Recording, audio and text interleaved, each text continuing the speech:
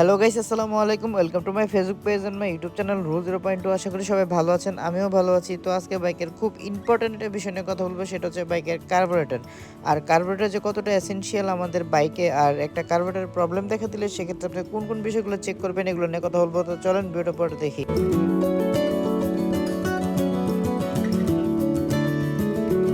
বর্তমানে আমরা যে বাইকটা নিয়ে কাজ করতেছি, এই বাইকটার মেইন সমস্যা হচ্ছে বাইকের রানিং অবস্থায় প্রচন্ড পরিমাণে দম নিত এবং বারবার স্টার্ট বন্ধ হয়ে যেত। আর যতই উনি সেলফ দিতেন, কোনোভাবে বাইকটা স্টার্ট নিত না। আর যদি একবার নেয় সেক্ষেত্রে ফর করে বাইকটা স্টার্ট বন্ধ হয়ে যায়। তো আমরা তার বাইকের কার্বোরেটর খুলছি, খোলার পরে দেখলাম যে তার বাইকের কার্বোরেটরের যে ফ্লুইড পিন ছিল এবং বিভিন্ন আইডল স্পোক ছিল এবং বিভিন্ন ছোট ছোট ক্ষুদ্র পাইপ ছিল, যেগুলোর মাধ্যমে তেলগুলো ছড়ায় ছিটা যায় কার্বোরেটরের ভিতরে, ওগুলো জ্যাম হয়েছিল ময়লার কারণে। কারণ আপনারা যখন লোকাল গ্যারেজ থেকে বা লোকাল জায়গা থেকে তেল ভরেন বা লোকাল পেট্রোল পাম্প থেকে তেল নেন, যেগুলো তেল ভালো হয় না, ময়লা টয়লা লাগে একেবারে খারাপ হয়ে যায়, সেক্ষেত্রে দেখা গেছে এই ধরনের প্রবলেমগুলো বাইকে হয়ে থাকে। তো যাদের বাইকে এফআই ইঞ্জিন, ওগুলো কিন্তু আরো বেশি প্রবলেম ফেস করেন, কারণ তাদের কিন্তু ফুয়েল ইন্ডেক্টর এবং ফুয়েল পাম্প এভরিথিং ক্লিন করতে হয়। তো কার্বোরেটর ইঞ্জিন হওয়াতে দেখা গেছে ইজিলি খুলে আমি এটা ওইটা চেক করে দিতে পারতেছি এবং ইজিলি এটার সমাধানটা দিতে পারতেছি। বাট আমি বলবো যে কার্বোরেটর আসলে খুব সেন্সিটিভ একটা জিনিস, এটা যেখানে সেখানে খুলবেন না। এটা অবশ্যই ভালো টেকনিশিয়ান এবং দক্ষ হাতের মাধ্যমে এটা খুলবেন, কারণ কার্বোরেটর যদি সে সঠিকভাবে ফিটিংস না করতে পারে এবং সঠিকভাবে মেনটেনেন্স না করে লাগাতে পারে, সেক্ষেত্রে কিন্তু আপনি প্রচন্ড মাইলেজে ভুগবেন। মাইলেজ প্রবলেম কিন্তু অনেক বড় একটা ইস্যু আপনার বাইকের জন্য, কারণ আমরা বাইক পারচেস করি হচ্ছে মাইলেজের জন্য এবং আমাদের সময় সাশ্রয়ের জন্য, টাকা বাঁচানোর জন্য। তো কার্বোরেটর খোলা ফিটিং এর ক্ষেত্রে সতর্কতা অবলম্বন করতে হবে এবং কার্বোরেটর খোলার পরে আইডল স্পোকের যে মাপ রাখা উচিত